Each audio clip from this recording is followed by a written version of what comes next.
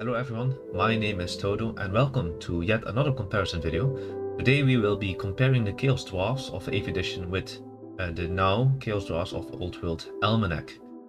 Chaos Dwarfs definitely a very interesting army to play with, quite different from their not evil kin, at least in my opinion. Unfortunately I do not have the book since it was very pricey and unfortunately I just wasn't able to get it. So I'm using these PDFs as reference material. So Chaos Dwarfs, we will start with the army special rules as per usual, and then we will look to the individual units and the spells, the lore of Hashut, and then the magical items. Then at the end I got another 1.5k army list and also a little suggestion where you could possibly buy your miniatures. At least that's where I got my miniatures from. So Chaos Dwarfs. We will start with, because I've got that last time, with the Legacy Army list. So what things can you take if you're building your list? Very important to note is that you can only have one Sorcerer Prophet or Infernal Castellan per 1000 points. So you can't take two in 1000 points. So that's a little bit unfortunate. You can take one Bull Centaur or Tauruk per unit of a Bull Centaur or Renders taken. So he can't be alone, can't be taken separately. So these are okay to take: Demon Slayer, Sorcerers, Infernal, Seneschals, and Hobgoblins. Can't. Seems that there are no maximums. 1 to 1 Black Orc Boss. Always just one. Okay. So 25% of your army has to be spent on the core. So at least one unit of Infernal Guard. Well, you can take multiple units of Infernal Guard. Hobgoblin Cutthroats, there's no limit to that one. Or one maximum Black Orb mob. 50% of your army can be spent on special. So the Infernal Ironsworn, which are very cool, I think, in Old World Almanack. Sneaky Git, Kadai Fireborn, and Bull Centaur Renders. A maximum of 1 Iron Demon per 1000 points. 1 War Machine that can either, per 1000 points, can either be the Death Shrieker Rocket Launcher or a Magma Cannon, and a maximum of 2 Hobgoblin Bolt Throwers per 1000 points. Then rare, 25% of your army can be spent on 1 unit of Hobgoblin Wolf Riders per Hobgoblin Khan. That's interesting. 1 War Machine can be chosen per 1000 points, either the Dread Quake Mortar or a Hell Cannon. And 20% of your army can be spent on Mercenaries, and 25% of your army can be spent on an allied contingency army, and you can take Warriors of Chaos. Alright, and for 25 points you have a BSP. Okay, so the army special rules. Scroll down here. Let's see, yeah, they start here. So the army special rules. Backstab is a new special rule. If a unit with this special rule is engaged with an enemy unit's flank or rear arc, it may reroll any failed rolls to hit made against that enemy unit. Very interesting. If I'm not mistaken, the Hobgoblins in 8th edition had a somewhat similar kind of rule, but that was only for their unit. So now multiple units would have this rule. Blackshot Armor. Yeah, in 8th edition, Blackshot Armor was very strong, was basically just an armor you could take. In my opinion, just Chaos Armor on steroids, since it was a 4+ armor save, and in addition you would have a 5+ war save against flaming attacks. In Old World Almanack, they removed the armor save altogether, and it's just a 5+ war save against any fire flaming attacks. Blazing Body. Start every combat phase. Any model that invades contact with model that does not have this special rule, that's important, suffers a strength 3 hit with an AP of nothing. Blazing Body in 8th edition was not a universal special rule, but all the Kadais had something similar, which very much the same as the Blazing Body.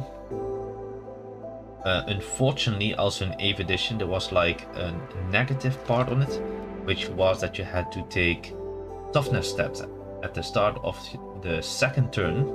You have to start taking toughness tests with every model that had a blazing body, since, well, they were burning out. Basically, that was the whole idea. Fortunately, that part is gone, because that made the Kadai Fireborn not that great in 8th edition. Ensorcelled weapons. A hand weapon carried by a model with a special rule has the magical attack special rule and armor piercing characteristics of -1.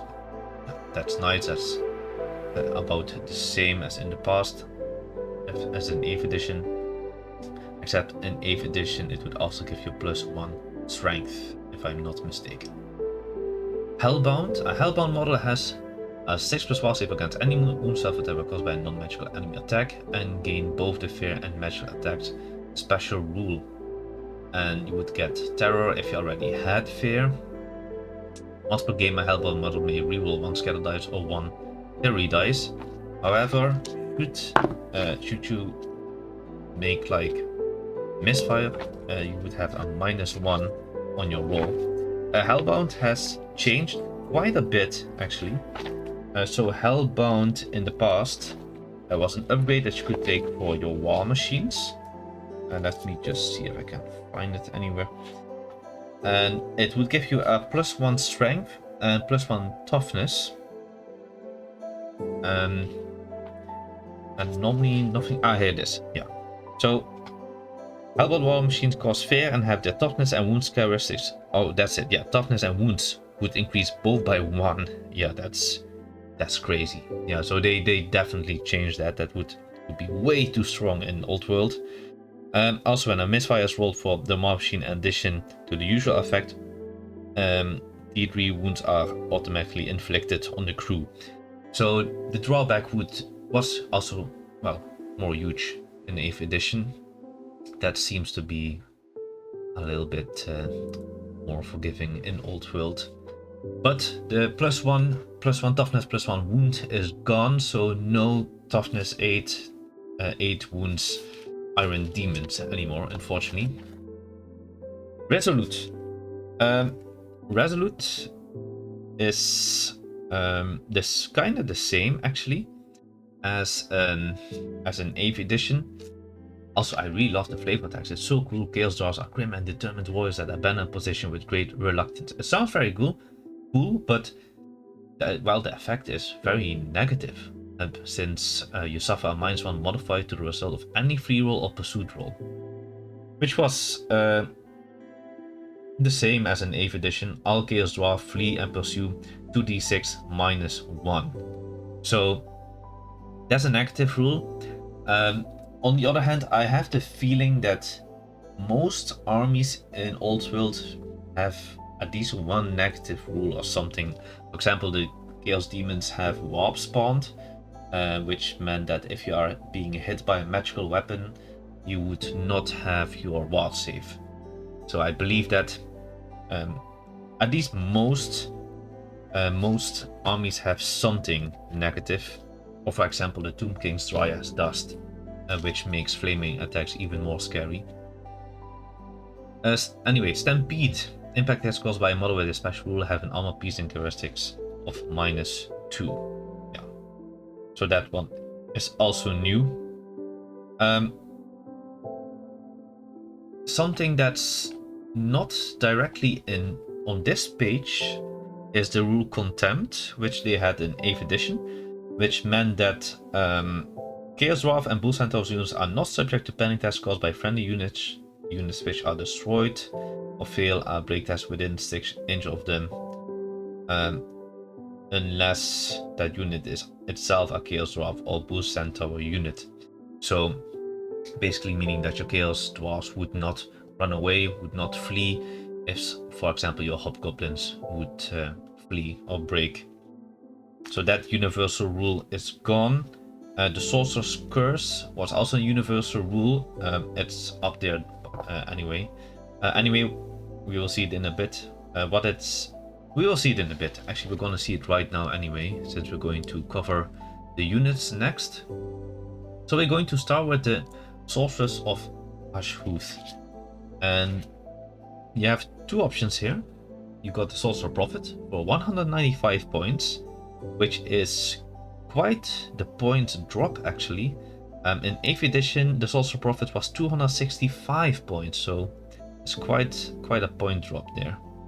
Movement 3, weapon skill 5, ballistic skill 4, rank 4, toughness 5, 3 wounds, initiative 2, 3 attacks, and leadership big 10. Yeah, that's huge. The characteristics are completely the same as in 8th edition. He starts as a level 3 wizard, the same as in 8th edition. And equipment, hand weapon, and heavy armor. In 8th edition, you got the Dark Forged weapon for free. Here, if you want to take a Dark Forged weapon, it will cost you 10 points. We'll see in a bit what it actually does. You can take Napta bombs for 15 points, the Blood of Hashut 20 points. The Sorcerer Prophet can also be a level 4 wizard for 30 points extra. In 8th edition, if you want to upgrade your level 4 wizard, it would cost you 35 points, so 5 points less in Old World. Plus its magic items up to a total of 100 points. That's the same as in 8th edition. He can be mounted on a Bale Taurus or a Great Taurus or a Lamassu, which is the same as in 8th edition. Then the Demon Smith Sorcerer, which was actually a hero option in 8th edition. 85 points in Old World, 95 points in 8th edition. So movement 3, weapon skill 4, ballistic skill 4, toughness 4, strength 4, 2 wounds, initiative 2, 2 attacks, and leadership 9, which are all the same as in 8th edition. The Demon Smith can also be upgraded to a level 2 wizard, since he starts as a level 1 for 30 points in Old World and 35 points in 8th edition. So overall, quite the points drop, I think, quite a buff indeed. So what do they have? Black Shard armor, ensorcelled weapons, Infernal Engineer, Law of Hashut, Resolute, the Sorcerer's Curse, and Stubborn. So what is Infernal Engineer? Unless this model is fleeing or engaged in combat, you can reroll 1 scatter dice or 1 terry dice, which is very nice, once per turn. And Infernal Engineer in 8th edition is that if you were within 3 inches of one of your war machines, you could make a lookout, sir, with using that war machine. So that's nice. That seems to be gone, and you can also reroll 1 scatter dice or ability dice per turn. So that's the same. Just the lookout, sir rule has been deleted, it seems. That's okay. It's unfortunate, but it's not a huge thing, I believe. So the Sorcerer's Curse, it's funny. I really like it, the Sorcerer's Curse, because it's so lore-wise, so nice. So dwarves are normally not used. They should not use magic. It's just not lore-wise. It's just they can't do it for some reason. Anyway, whenever they do it, it can be risky for them, and you see it also in this rule. Whenever they miscast a spell, you have to make a toughness test. If it's failed, it loses a single wound, but you get a +1 modifier to its toughness characteristics, so that's fun. But instead of rolling on the miscast table. However, if you do pass it, you have to roll on the miscast table. In 8th edition, it was the same, kinda, but with a little bit more lore written. I really like it. The bones and flesh slowly petrify over time into unfeeling blackened stone. So cool, so awesome. Anyway, whenever you would miscast during the game, you had to resolve the miscast table, so that's painful, and then you would have to take the toughness test, and if you fail it, you would lose a wound and get a +1 toughness for the rest of the game.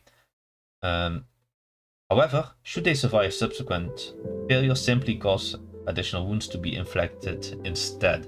So you could only always get 1 extra toughness, which seems to be gone here. So in theory, the Sorcerer Prophet could probably go to toughness 7 if you would lose 2 wounds, because of a miscast, which is pretty fun, I think.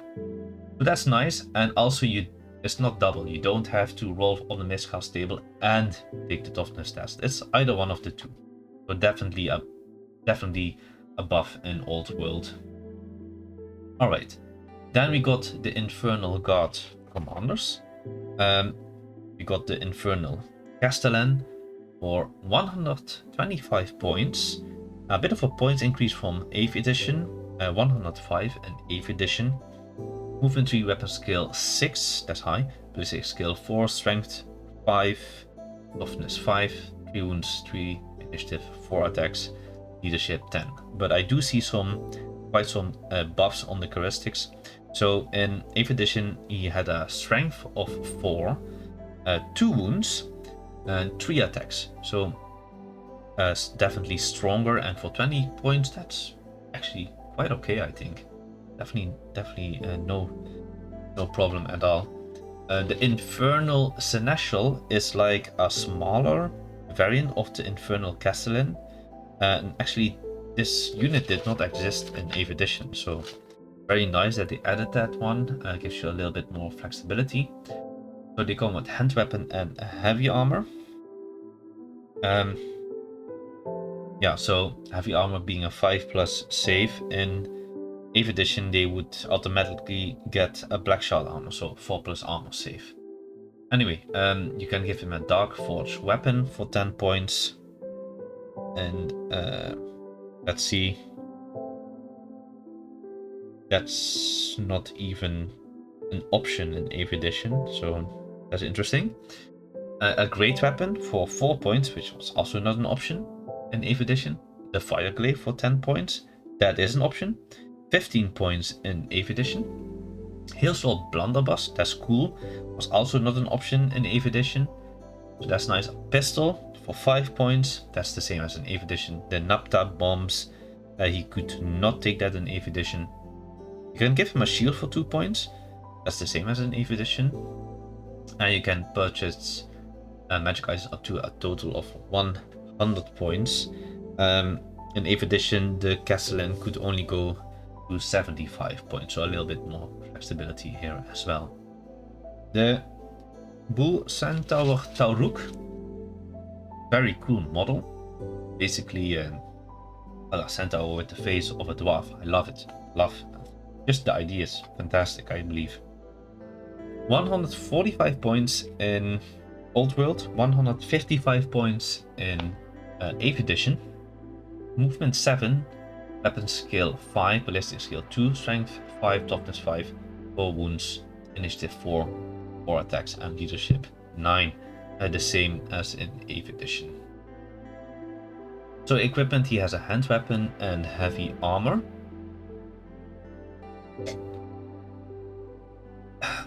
Which is the same as in 8th edition. You can give him a Dark Force weapon for 10 points. That was not an option in 8th edition. Additional hand weapon for 3 points. You could do that in 8th edition, but for some reason it cost 10 points, so 7 points more than in Old World. A great weapon for 4 points, which was a hefty 15 points in 8th edition. So yeah, that's quite a points difference there. You can take a shield for 3 points, 5 points in 8th edition. You can give him magic items up to a total of 75 points. Right, 50 points in 8th edition, by the way. He has Armor Bane 1, which is nice. Armored Hide 1. In 8th edition, he actually had Scaly Skin of 5+. So, in addition, with Black Shard armor and a shield, he would get so unbelievably tanky. That's not possible anymore in Old World, I believe. At least not as big of an armor save as now. I mean, as in the past. Anyway, so Black Shard armor and Sorcered weapon, fair. First charge impact hits D3+1, which is nice since he did not have any impact hits in 8th edition. Loner, so he can't be your general. Stampede, we saw that before, so the impact hits are at an AP of -2. He's stubborn, that's also cool. He did not have that in 8th edition. and Swift Stride, which he also did not have in 8th edition, unless Monstrous Beast had Swift Stride of their own in 8th edition. I'm actually not really sure, so I'm not sure on that one. But definitely nice. Still cool to take, also cheaper to upgrade, so definitely a nice model indeed. So then we got the Hobgoblin Khan for 45 points, 40 points in 8th edition. Movement 4, weapon skill 5, only weapon skill 4 in 8th edition. Ballistic skill 4, ballistic skill 3 in 8th edition. Strength 4, toughness 4, 2 wounds, initiative 5 in Old World, initiative 4 in 8th edition. 3 attacks and leadership 7. That's the same. Funny thing, special rules in 8th edition, none. And here they have backstab, so that's nice. That's when you flank or in the rear. Evasive, levies, or band. You can give an additional hand weapon for 3 points. 4 points if in 8th edition, and only if you're on foot. It says in brackets for some reason. Can give him a great weapon for 4 points. That was not an option in 8th edition. Cavalry spear for 2 points. You could give him a spear in brackets mountain only for 4 points in 8th edition. May replace throwing weapons with shortbow. That's very cool. Not possible in 8th edition. May take any of the following: shield or light armor for 2 points and 3 points. Both 2 points in 8th edition. Can he be mounted on a giant wolf for 10 points, 12 points in 8th edition. And in 8th edition, you could only purchase magic items up to a total of 25, while in Old World you can go to 50 points. So for 10 points, you got the wolf, 12 points in 8th edition. Then the Infernal Iron Sworn. Yeah. Let's see. Infernal Iron Sworn, yeah. So, I believe that in Old World they are quite a lot better. Okay, so 19 points in Old World, 17 points in 8th edition. Movement 3, weapon skill 5, ballistic skill 3, strength 4, toughness 4, 1 wound, 2 initiative. This is very important. 2 attacks in Old World while only having 1 attack in 8th edition. I believe that's huge. That's really good. They come with hand weapons and full plate armor, so that's very nice. You can give them great weapons for 2 points per model. That was not an option in 8th edition. Halberds for 1 point per model, so cheap. Also not an option in 8th edition.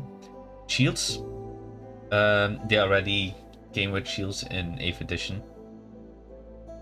So for 21 points you got full command.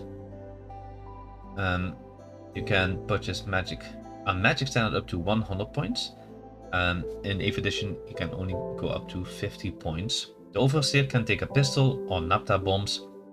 Overseer can't take anything extra in 8th edition. Also he was called the Death Mask for some reason. Cool name though. Anyway, they got Blackshot armor, close order, they are drilled, that's nice, and soul sword weapons, Quell Panic, regimental unit, resolute, shield wall, stubborn, and veteran. So what's Quell Panic? That's new. Unless this unit is fleeing, any friendly unit that's within 6 inches of this unit and that has the levy special rule may reroll a failed panic test. So we see here a little bit the old rule of contempt, like the idea of them being like higher than the lower rank goblins and orcs and whatever. So instead of them not fleeing, they make so that others get a second chance when you fail a panic test. So that's interesting. It's different. I believe they are better because they just got 1 extra attack. That's just so good. Also, ensorcelled weapons is very nice. Oh, they actually also had that in 8th edition, so that's the same. But a very cool unit, very very good. Definitely worth taking. The Infernal Guard. Yeah, that's so the Infernal Guard in 8th edition was 12 points per model, 11 points in Old World, but yeah, since Infernal Ironsworn in 8th edition, sorry, always only had one attack, I always opted to take the Infernal Guard since they also had one attack. Now, since the Ironsworn has 2 attacks, it's way more interesting in also taking the Ironsworn. Otherwise, it would be the Infernal Guard and Ironsworn would be basically the same. At least that's always what I thought. Anyway, so movement 3, weapon skill 4, ballistic skill 3, strength 4, toughness 4, 1 wound, initiative 2, 1 attack, and leadership 9, which is all the same as in 8th edition. They have hand weapons and heavy armor. In 8th edition they have blackshot armor, so they had 1 armor save higher. You can give them great weapons for 2 points per model, 3 points per model in 8th edition. Wireglaives for 4 points per model, 5 points per model in 8th edition. Hailslot blunderbusses, which have become very interesting, we will cover them in a bit, for 5 points per model, 6 points in 8th edition. Yeah, very pricey, very pricey. For 18 points you got full command, that was 32 points in 8th edition. You can give the Death Mask a pistol or napta bombs. The Death Mask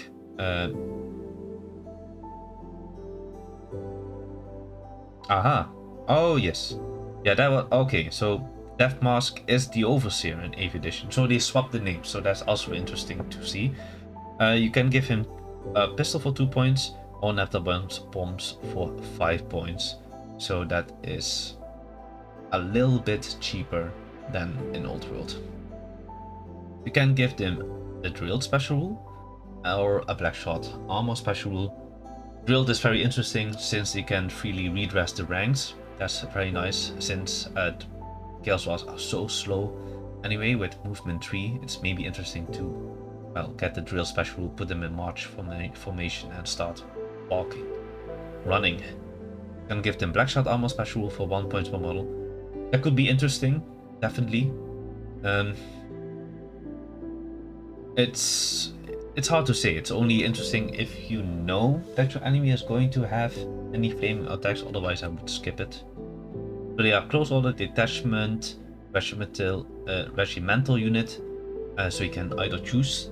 That's interesting since you can put them as a detachment, for example with the Infernal Ironsworn. They got Shield Wall and Stubborn. Shield Wall is also interesting. If I'm not mistaken, you can choose to once per game fall back in good order. So that's also interesting rule that they have. Then the Kadai Fireborn, 41 points in Old World, 55 points in 8th edition, so very pricey in 8th edition. Movement 6, weapon skill 4, ballistic skill 2, strength 5, toughness 4, 2 wounds per piece, initiative 4, 2 attacks, and leadership 7. And also in 8th edition they only had 2 attacks instead of 3, so Old World Kadai Fireborn, way better. Way better. Oh yes, oh yeah, I made a mistake earlier. They had the rule Burning Bright in 8th edition, which meant that they had to take those toughness tests, what I said before, after the first turn, so at the start of the second turn, since they were like burning out like a candle or something, which was very bad, and that's why not many people took them. You have to take them in units of 3, that's the same as in 8th edition, and they have Rage and Hellfire. Cool, counts as hand weapons. For 7 points you got a Man Burner, which is champion. The Man Burner can take magical weapons, not possible in 8th edition. So they got Blazing Body. You see here. Oh yeah, I'm confusing it with Burning Bright. So Burning Bright is completely gone, which is very good. Close Order and Sorcered Weapons, Fear, Flaming Attacks, Immune to Psychology, a regeneration of 5+, which they also didn't. Oh, wait a minute. You might had something. Ward save or something in 8th edition. It's just I never took them since they were so bad, so bad. So just quickly going to check that. Open wall. Yes. Nope. Good eye. Okay, Blazing Body was a little bit better in 8th edition since it was a strength 4 hit instead of a strength 3, so that's interesting. Yeah, so they were bound fire demons in the past, which meant that they had a 4+ ward save, which increases to a 2+ against flaming attacks. Well, now they got a regeneration of 5+. So the negative rule with them is what I said before, is the warp spawn rule, which means that if you get hit by a magical weapon, you basically lose your regeneration of 5+. But I still think they have become a way better unit since 14 points cheaper and extra attack, and well, gone out the toughness save, so toughness test, so definitely way more interesting to take than before. However, very unfortunately, concerning the Kadai Fireborn, is that the Kadai Destroyer, so the big brother of the Fireborn, is gone, which was a huge model on a very big base. A very big base, and well, it was also very pricey for 325 points, but it was so strong. Movement 9, weapon skill 5, strength 7, toughness 6, wounds 6, initiative 5, and 6 attacks, and it had like a super frenzy D3 attacks. But that one seems to be completely gone, which is, to be honest, very unfortunate. I got a nice model for the Kadai Destroyer, but probably not going to be able to field it anymore. But okay, the Fireborn are way better now, so it's a good compromise, I believe. Then the Hobgoblin Cutthroats. Hobgoblin Cutthroats in 8th edition were 4 points per model, only 3 points per model in Old World. Movement 3, weapon skill 3, ballistic skill 3, strength 3, 1 wound, initiative 2 in 8th edition, initiative 3 in Old World. For some reason, the murder boss in 8th edition had initiative 3, but all the other ones had initiative 2. I don't know, I don't understand why. They did have like a leadership of 6 in 8th edition, while only having a leadership of 5 if you take the boss in Old World. So you have to take them in sizes of 10+.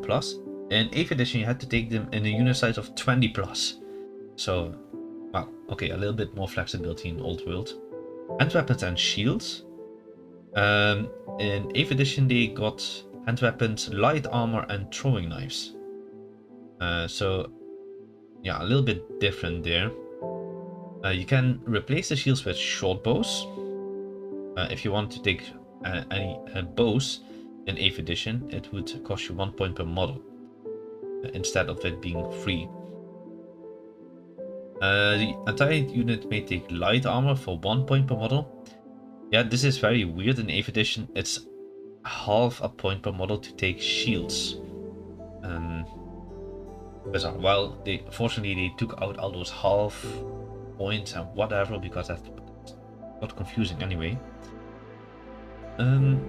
So to get a boss, it would cost you 7 points. A boss in 8th edition was 10 points. The standard bearer 5 points in Old World, 8 points in 8th edition.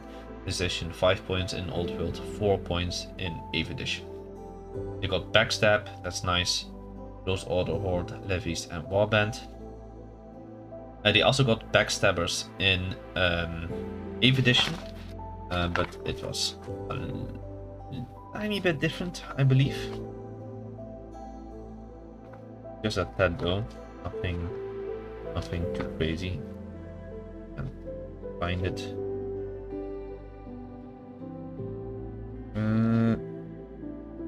Nope. Let's die. Hobgoblins. So backstabbers. If a Hobgoblin infantry unit with Backstabber special is at least 10 models strong and successfully restrains itself from pursuing an enemy that has broken in close combat, it immediately causes D6 strength 3 hits on a fleeing unit before it moves, for every 10 full models in the Hobgoblin unit. Yeah, completely different as in Old World. An interesting rule in 8th edition, I have to say, but on the other hand, I don't see Hobgoblins quickly breaking an enemy unit. Maybe in addition of some Chaos Dwarfs, but alone, I'm not so sure of it. Well, maybe the stats are not that bad. Maybe put a Khan in a Hobgoblin control unit, and maybe they could break something small. But anyway, the Old World rule is also very good. It might be even better. Sneaky Kid is a new unit. We didn't have that unit in 8th edition. So for 6 points, you have movement 4, weapon skill 4, ballistic skill 4, strength 3, toughness 3, 1 wound, initiative 4, and 1 attack, leadership 5. For 6 points per model, it seems quite solid. You have 2 hand weapons and throwing weapons. Can give them light armor, but no shields. You can take a murder boss for 6 points per unit, or a musician for 6 points per unit, and they are ambushers. Skirmishers, that's also very good. Evasive, very nice, and move through cover. So, very fun unit to have now in the codex. So yeah, nice addition, definitely. Hobgoblin Wolf Riders for 12 points per model. Let's see in. Can I find it? In 8th edition.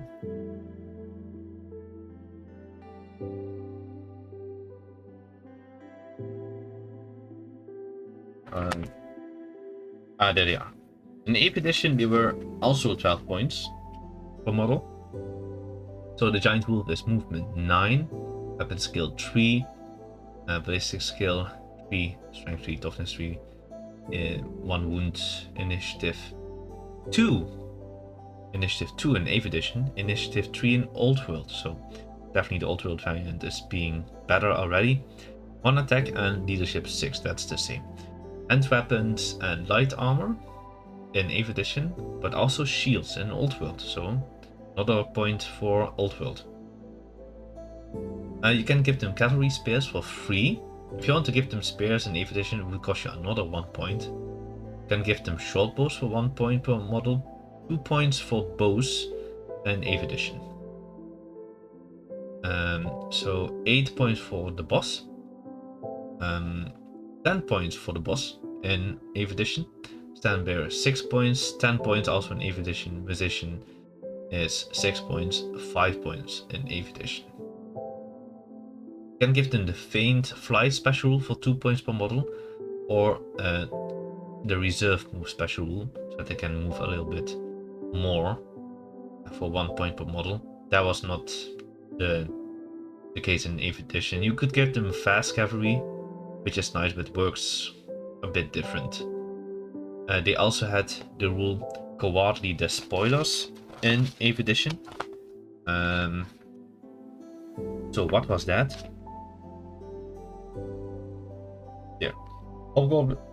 They get a +1 to the combat result on the first turn of combat if they successfully charge an enemy in the rear or flank.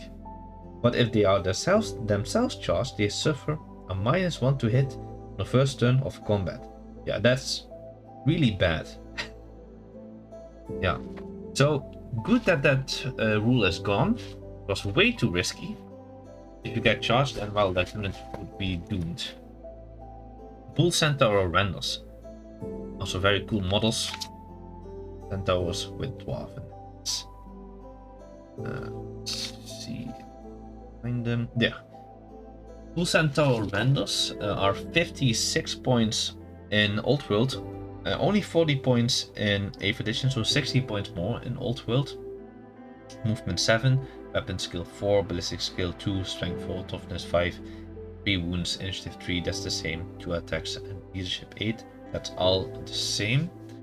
The combat hand weapons and light armor. In 8th edition they had heavy armor and hand weapons, and a scaly skin of 5+, only having an armored hide of 1 in Old World. Can give them great weapons for 4 points per model. Great weapons were 10 points in 8th edition. Shields for 3 points per model. 5 points in Old World, so that's a little bit more pricey. 80 points for full command. 25 points for full command in 8th edition. Can give them a magic standard for 50 points. Also 50 points in 8th edition. So their special rules are armored hide 1 instead of the scale skin 5+, blackshot armor close order, and sword assault weapons fair first charge. Impact hits of D3. That is nice though, because they didn't have that in 8th edition. So that can quite make a difference. Loner, Stampede, so the -2 on the impact hits, Stubborn, and Swift Stride. In 8th edition they only had the scaly skin 5+, Contempt, and Fear. So no Swift Stride, no Stubborn. So that's nice. That's definitely nice. They are 60 points more in Old World. Still, I think they are pretty decent. Even though they only have 2 attacks per model. It's not that much, but they are toughness 5, so they can still take quite a punch themselves. Then the Iron Demon, 270 points in Old World, and is it? There it is. And 285 points in 8th edition. Movement 5 in Old World, movement 6 in 8th edition, so a bit slower now. Strength 8, toughness 7, and 7 wounds, that's the same. And the troop type has been changed to a heavy chariot. In 8th edition it was troop type unique unit, so it was just something special on its own.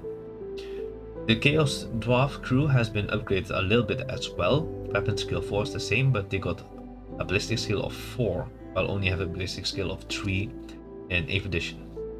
Strength 3, initiative 2, and 1 attack per model is still the same.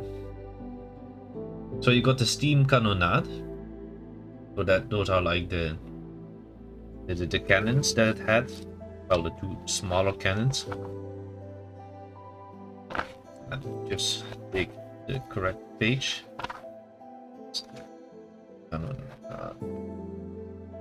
There it is. Iron Demon or engine. Oh,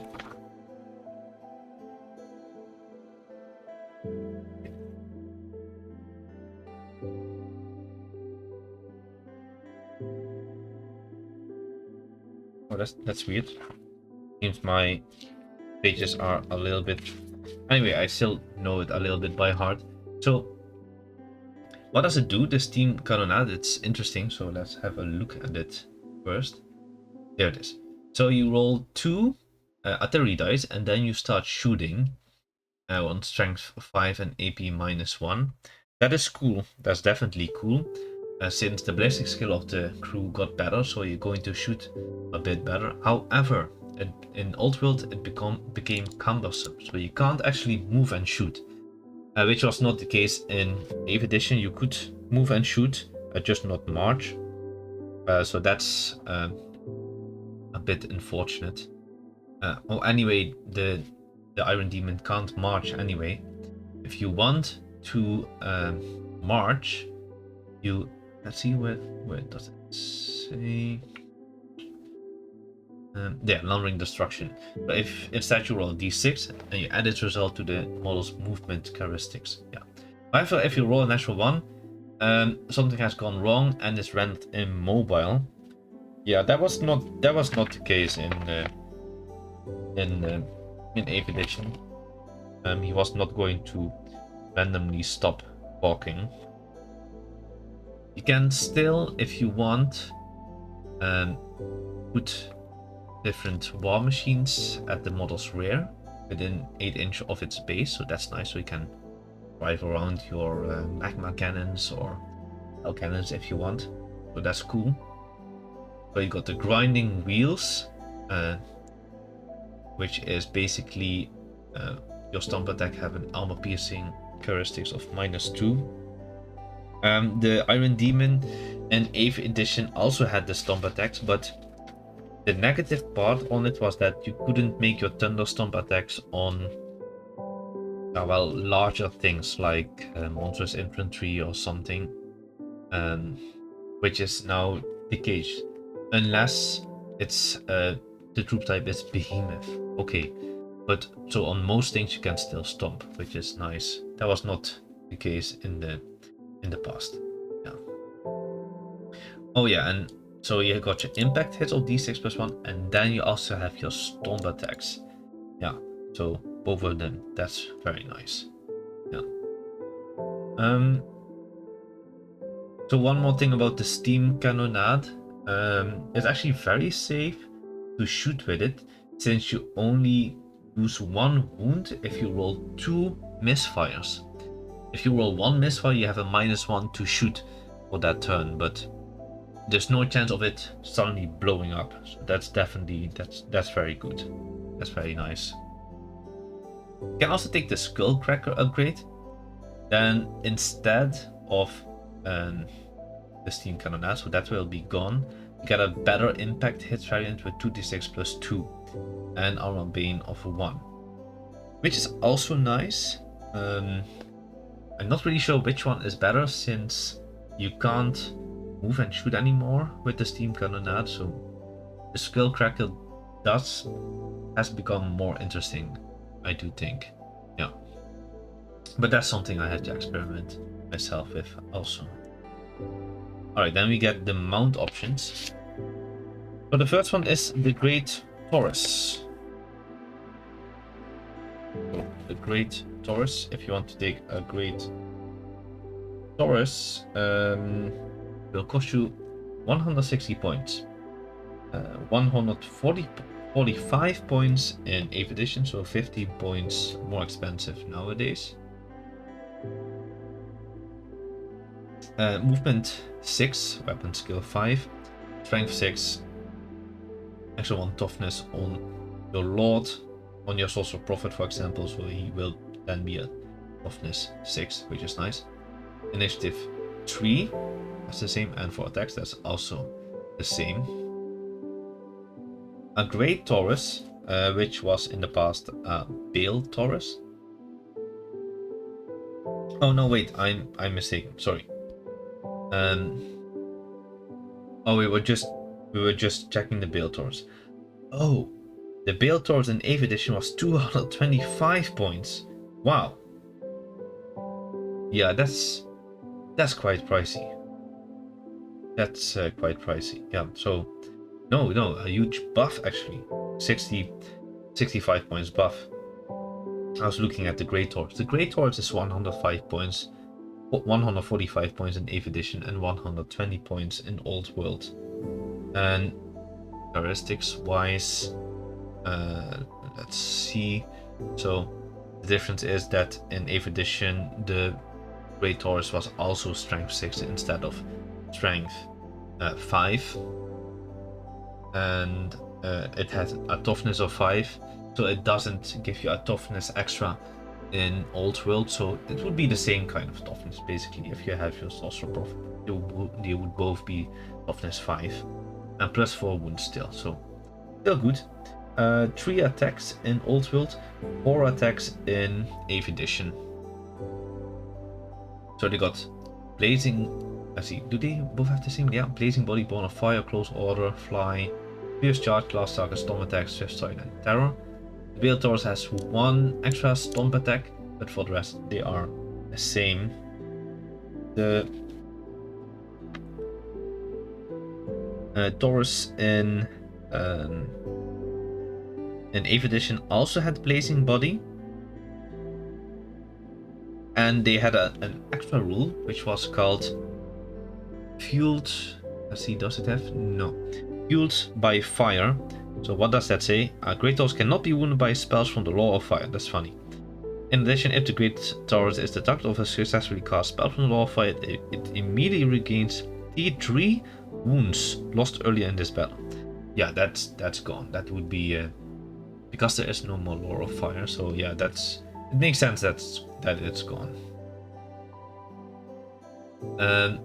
It does have the Born of Fire rule, which is kind of similar.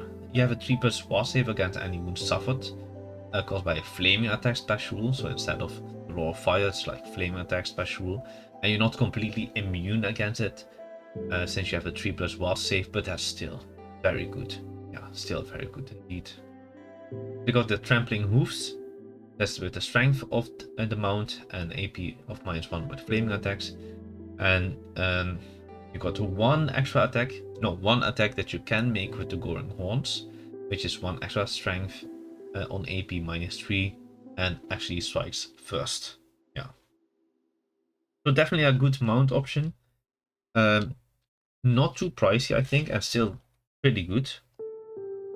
But then we come to my favorite mount, the one that I like very much, is the Lamassu. Why do I like it so much? Because it basically looks like a big bull with the head of a dwarf, and it's just so funny to that. 95 points in Old World, 195 points in 8th edition, so a hefty 100 points more in 8th edition. Yeah, that's crazy. So what does it have? A movement of 6. It's actually yes. Oh yeah, that was the annoying thing with the Lamassu in 8th edition. It was actually not in. For some reason, it was not in the book. It says Lamassu, see Warhammer Storm of Magic. Okay, that's unfortunate since I don't have it. Unless there's an entry in the book. Wait, it's not there. But yeah, anyway, 100 points cheaper in Old World than in 8th edition. Then again, it's not as crazy as the Tauruses, I believe. Still interesting though, since you have Sorceress Miasma. So in case an enemy model tries to attack you with a magical weapon, it will lose its magical properties. So that's interesting. Well, as long as they are in combat with you. And I just checked, no, there's no Lamassu in my PDF files, which is unfortunate. So we just have the Old World variant. It doesn't give you any toughness extra, but it does give you 3 wounds for 95 points. That's okay. It only has 2 attacks, but it does have the Furious Charge rule, so you will get an extra attack when you charge. It has Stomp attacks, T3, and you can take 2 upgrades for it. The Mace Tail for 10 points and the Sorcerer's Exhalation for 15 points. The Mace Tail is pretty good because for only 10 points you got 1 extra attack, which is nice, which he can make with his tail for strength 6 on AP -2. And you got a breath attack was on strength 4, AP -2, which is pretty good, I think. Definitely. So interesting, also an interesting take. Not that pricey at all, yeah, the Sorceress Miasma is actually really good to take out things with magical weapons. Yeah. Dash Shrieker Rocket Launcher, 120 points in Old World. Dash Shrieker Rocket Launcher, 100 points in 8th edition. So it has the Chaos Dwarf, and so the Dash Shrieker itself is strength, is toughness 6, toughness 7 in 8th edition, and has 3 wounds. That's the same. The Dwarf Crew Chaos Dwarf crew has movement 3, weapon skill 3, ballistic skill strength 3, weapon skill of 4 in 8th edition, toughness 4, 1.1 wound per model, that's the same, initiative 2, and 1 attack per crew. So there are 2 types of things you can shoot with it. So you have the demolition rockets, which shoots like a stone thrower, and use the bombardment special with the 3-inch, so the small template, and the incendiary rockets are with the big blast template. The difference, well, being that the demolition rockets are a little bit stronger with their armor bane of 1 and the multiple wounds of d6, and the infernal incendiaries are a bit weaker but cover a wider area. In 8th edition, the Death Shrieker rocket launch was kind of weird, in the sense of that you had, it was, I'm not even going to completely explain it because it was so weird. Anyway, you had to put a marker somewhere close to where you want it to hit, and then you could like move it, and it would either explode in the air, and it was just so weird. I had to like read it 3 times before I understood it. It was just a very confusing rule. So making it a whole lot simpler, I think, is better anyway, and it's still pretty decent. Okay, it's a little bit more pricey, 20 points pricier than in the past, but still a decent war machine. The Dread Quake Mortar, 165 points in 8th edition, and 195 points in, 165 points in Old World, and 195 points in 8th edition. I'm getting a bit tired, it seems. Sorry for that. Anyway, so it has toughness 7 and 4 wounds. Very important to note, it had only 3 wounds in 8th edition. If you take an Ogre Loader, you have 2 extra wounds and 2 extra attacks. If you take the Slave Ogre, you would get 3 extra wounds. So, okay, it would balance each other out this way. Because normally you're always going to take an Ogre Loader. Because why? You got slow reload. If you shot with the Dread Quake Mortar in your previous turn, you have to roll if you're allowed to shoot again. And without the loader, on a 1 and a 2 you would fail it, which is quite risky. So I would always take the loader anyway, which was actually called Ogre Slave in 8th edition. And let's see, so slow reload. Actually, it became a little bit better. Why? And slow reload.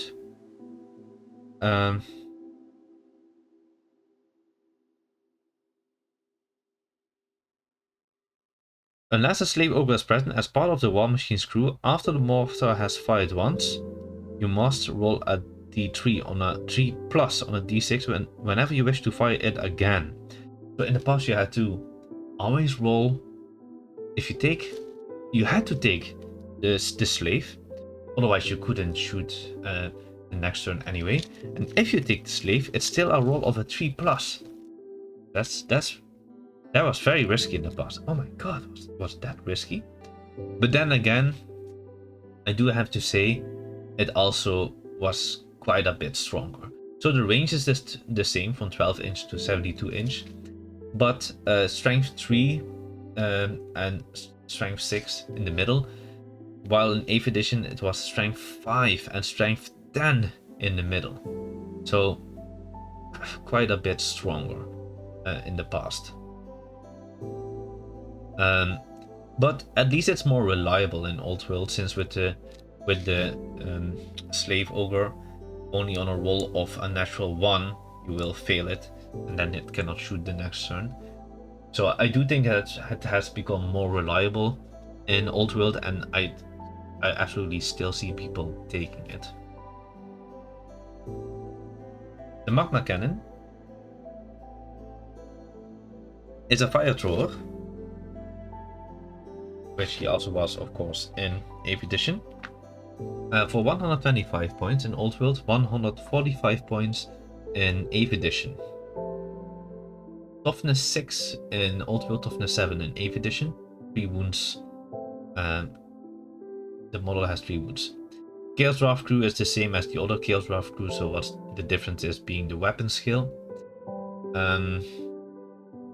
The fire thrower, I think in Old World, if I'm not mistaken, is universal strength 5, which is also in 8th edition strength 5. However, it deals multiple wounds d3. I'm not really sure if that's still the case in Old World. I think not. The funny thing, however, is that the Magma Cannon is a skirmisher, which is interesting because that was not the case in 8th edition. So a little bit more evasion there. That's nice.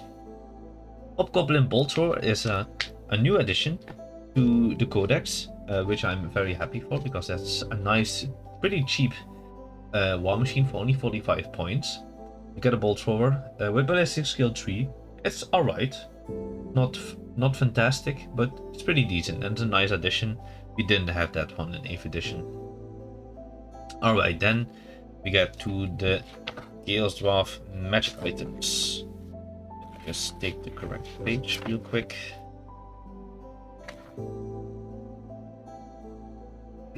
Still a shame I didn't manage to get the book.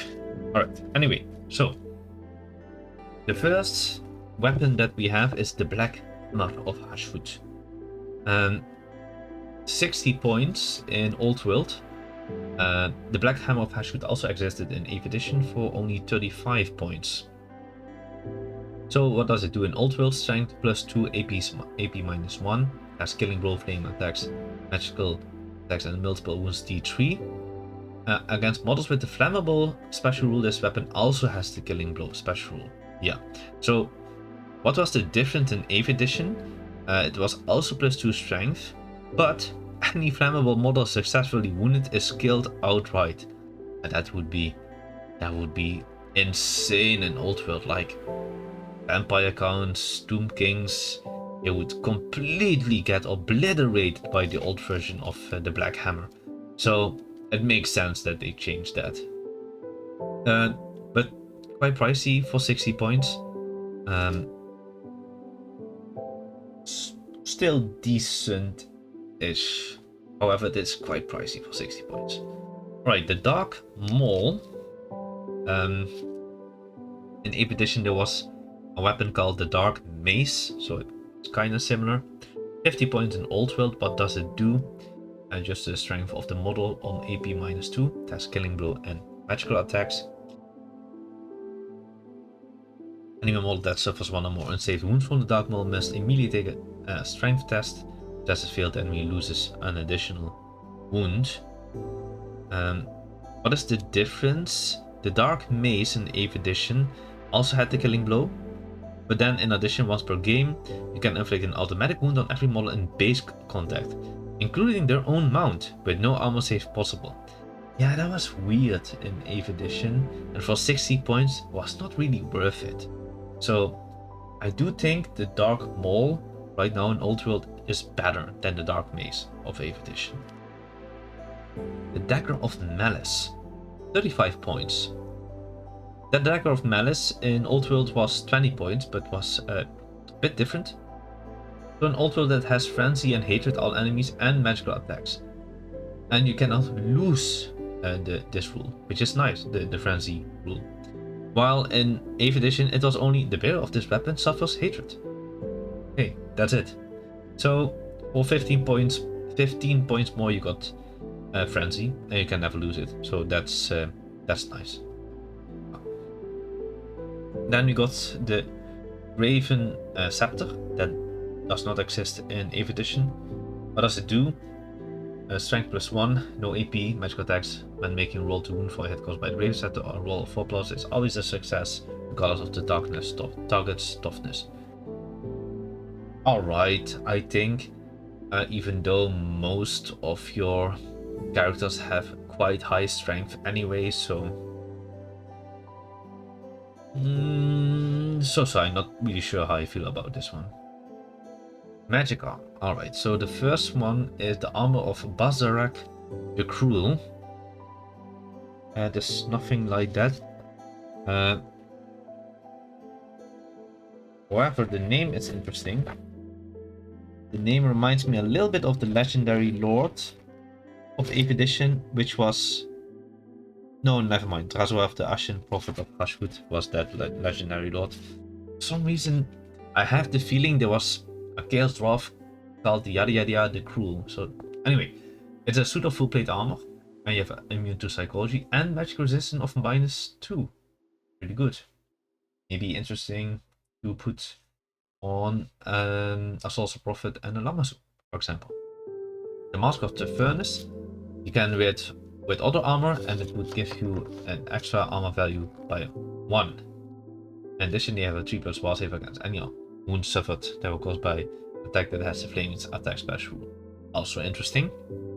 The Mask of Furnace also existed in 8th edition, but it was 65 points, and it would do a little bit the same. You would also get 1 extra armor save in addition with your other armor, and you would cause fear, okay, and you have a 4+ war save. Aha, that's not the case here, which would increase to a 2+ against flaming attacks.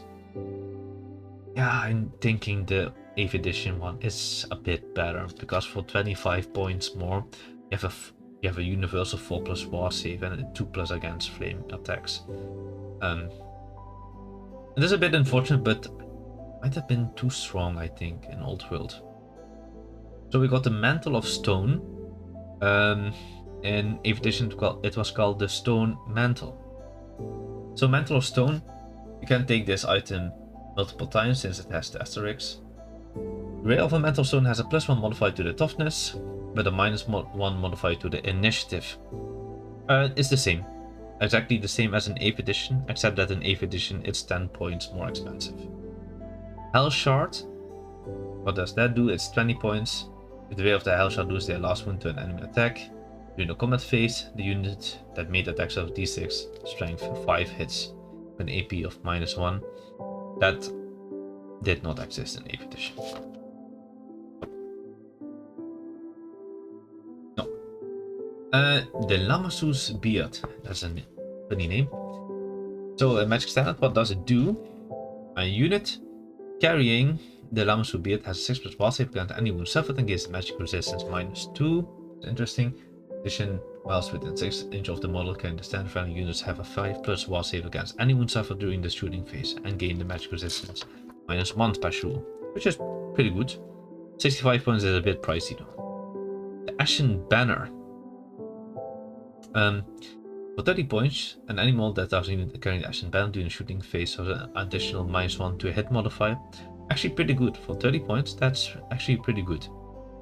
Nothing that is the same. Over a sigil for 25 points. Whilst within 9 inches of the model carrying the overseer sigil, and unit loses the levies special rule. I kind of forgot what levies was, but it's probably good. Something that's a little bit the same was for 35 points the Banner of Slavery. Yeah, I kind of see why they changed that name. But anyway, in the past that said all Hobgoblin units within 12 inch are immune to psychology, which is I think basically the same, maybe actually a little bit better. Then we got the Shroud of the Ancestor for 10 points. Oh yes, they gain hatred for all dwarves. Yeah, we don't have that in 8th edition. There were 2 things that are gone, it seems. One is an arcane item called the Chalice of Blood and Darkness, and then what they do during your magic phase. You could reduce you'll pull by D3 and then roll these dice separately, declaring before rolling which applies to which side. If you roll a double 6, then the bearer may recover a wound previously lost in the game. Okay, interesting. But it was 50 points and it was not really worth it. And for 100 points you had an enchanted item called the Demon Flask of Hashut, and it's only one use. So what can you do? All enemy units within 18 inch, not immune to psychology or unbreakable, suffer a panic test. Aha. Building structures and chariots and other war machines with this range suffer d6 automatic wounds. Wow. That's pretty strong. In the past, definitely since you can just blow up chariots. But it was 100 points. And it was also a little bit niche. So I have never taken that when I was playing 8th edition. So we got, we got a couple more. Yeah, see so the Demon Flask. Yeah, so the bearer of the Demon Flask may open it. When they do so, all enemy units that are within this cat's command range must make a panic test. That's the same as that's basically the same as the Demon Flask of Hashut, except that it's 50 points less expensive. And okay, you can't blow up chariots or buildings anymore. Demonic Familiar for 30 points. Any models engaged in combat with the owner of a demonic familiar must reduce the armor value of any ward or regenerate save they have by 1 to a minimum of 6+. Alright, yeah, that's pretty alright, I think. It's interesting if you fight anything that has a 5+ ward or regeneration save, so demons of chaos, for example. Breath of Hashut is a breath attack. Does not exist in 8th edition. So what does it do? Strength 4, AP's -2. Is a breath attack with flame attacks and magical. Right. Obsidian Van Braces for 15 points. You get +1 modifier to your strength, and you have a magic resistance of -1. However, if you roll a natural 1 when making roll to hit, the gauntlet shatter. Okay, that's annoying. Demon Flask we just said. The Vial of Lamasu Blood. You can use it to automatically dispel something. So you have a 40 points dispel scroll. But see, and note that a perfect invocation cannot be dispelled. Scroll of Binding, you can take that more often. Single use a wizard may use this scroll. If they do so, the wizard rolls 3d6 when making the casting roll, rather than 2d6. However, if a double roll is rolled on any 2 of the dice rolled, the spell is miscast. 30 points to make one spell stronger is extremely situational. It's hard for me to say, is this good, is this bad? It's situational. It could be very good, I think, but also a bit risky, since the chance to miscast becomes a bit bigger. Alright, so those were the magical items. We already checked the special rules. So the lore of Hashut. You have 3 things you can choose from. I see that Storm of Ash is still here. However, Storm of Ash in 8th edition was so good. It was probably, I think, the best hex in the whole game. What does it do? I just gonna cover that one first. So Storm of Ash is a hex, a value of 10+. Still, its range self, so that's interesting. Instead of an enemy, you target yourself. Till your next start of turn, all enemies suffer -1 modifier to any rolls to hit made whilst within 9 inch of the caster's model. What did it do in the past? So, Ash Storm was a crazy spell, a crazy hack spell with a range of 24 inch, and you would choose one enemy unit that would get a -1 to hit in close combat, a -2 to hit with shooting attacks. If you want to move, you can only use your basic move. You cannot march, charge, or fly. And also, the unit treats all terrain as dangerous terrain. Oh, and then furthermore, wizards cannot cast magic spells on themselves, except on themselves, while under the effect of this hex. And any unit under the effect of the spell is treated as being flammable. 6 effects. That was crazy, just bonkers. It's insane. So it makes sense that they nerfed the spell. And honestly, a -1 modifier to every enemy within 9 inch is still pretty good. It's still definitely something I would probably often take. So the Curse of Hashut, what is that? It's for 9+ and magic missile, 18 inch. Spell can only target enemy characters, however, if may target an enemy characters within range, and that the cast can draw a line sight too. Alright, the target enemy character must immediately make a toughness test. If its pass, it suffers D3 strength 2 hits with no AP. If it's failed, D3 plus 2 strength 5 hits with no armor save or regeneration saves permitted. That's strong. But while saves you can still take. There was not something that's really the same. Yeah, not really. You had like Burning Wrath, which was like a magic missile, flaming attacks, 2d6 hits. It was just a unit. Hellhammer was a direct damage spell, so it's like you extend a line of 3d6, and everything that would fall under the line must take an initiative test, or you would suffer a strength 6 hit with multiple d3 wounds, and then you would have to take a panic test if you would have lost a wound. So there's not something that's really the same, but they all seem a little bit similar. So Flames of Hashut is an assailment spell. So in melee, a single enemy unit that casts engage in combat with suffers d3 plus 1 strength of 4 hits, each with an AP of -1. Flaming attacks. That's nice. That's what I said. This is a little bit the same idea, so just using flames. But they all changed a little bit, while also being the same. Storm of Ash is probably still my favorite. I think it's a pretty good spell in a lot of situations. Otherwise, Curse of Hashut is also interesting if you have to take out an enemy character. For example, maybe like an Hierophant or the Vampire General. That would be funny. So Law of Hashut, pretty solid lore, I think. Definitely not bad. Then we get to the weapons. So what is the Blood of Hashut? A single use instead of attacking normally, you can choose to use the vial if you make a single to hit roll. So if that is successful, the enemy suffers d6 hits. You can also choose to just target one model. When rolling to wound, the target number is the same as the armor value of the model's hit. So yeah, that's the same a little bit. So you would wound on the opponent's armor save instead of the of his toughness. In 8th edition, we had something similar.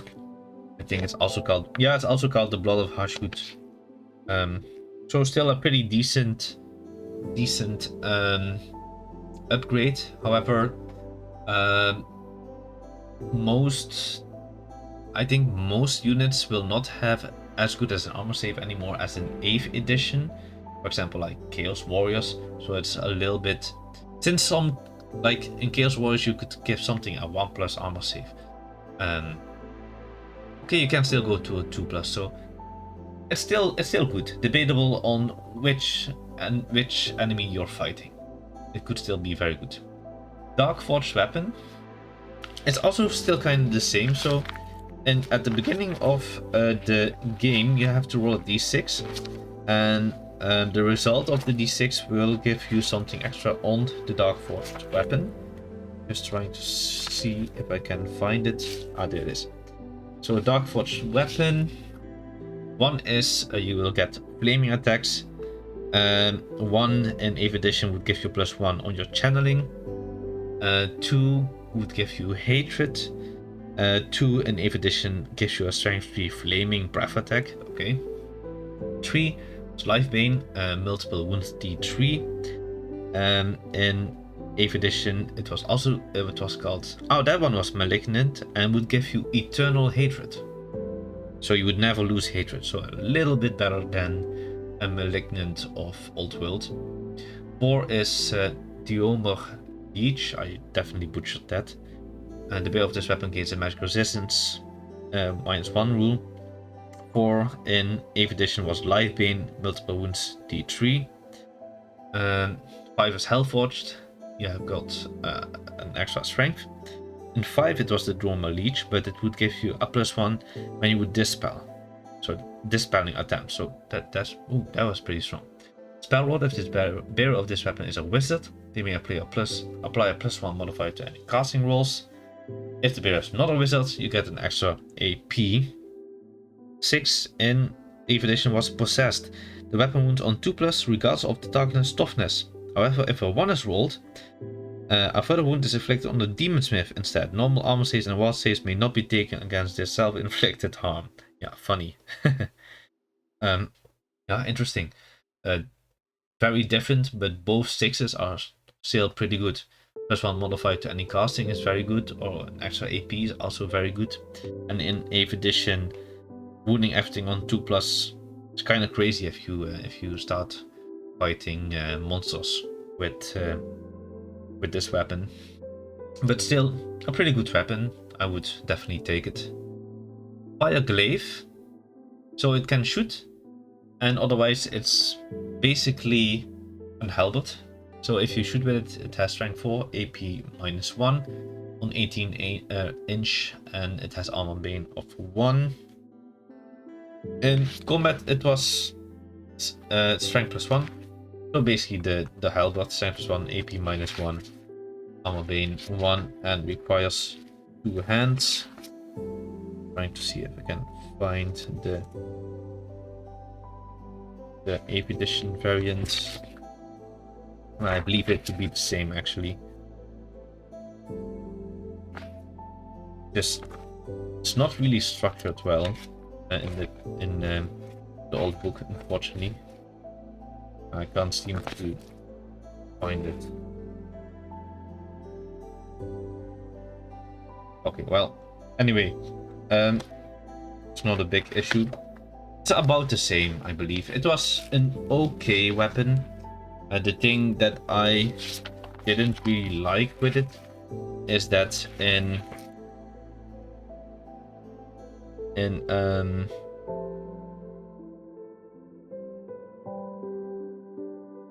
8th edition,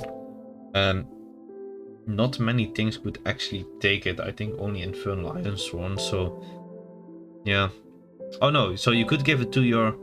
Yeah, that was the problem. So you could give it to your Dwarf Infernal Guard, and not to the Infernal Ironsworn. And it was just very pricey, 5 points extra, and they only have a ballistic skill of 3, so that was just difficult to shoot anything. So because you would walk, so as a -1, you often shoot on long range. 18 is not that far, so I was not a big fan of it. Hailshot Blunderbuss was honestly in the past so bad, it was really pitiful bad, because it was 6 points extra, so that's a lot already. It did have some interesting things. Let's see real quick. It was called Hailshot Blunderbuss. Some extra things that you would have. Yeah, so Hailshot Blunderbuss. So in the past, you would not get any penalties for firing multiple shots. Okay. Then if 10 models from a unit are firing at once, you suffer no penalties for firing at long range. Then you, or as a stand and shoot charge reaction. And if you have at least 20 models, you may reroll fail to wound rolls. But yeah, that's so pricey. 20 models with those blunderbusses.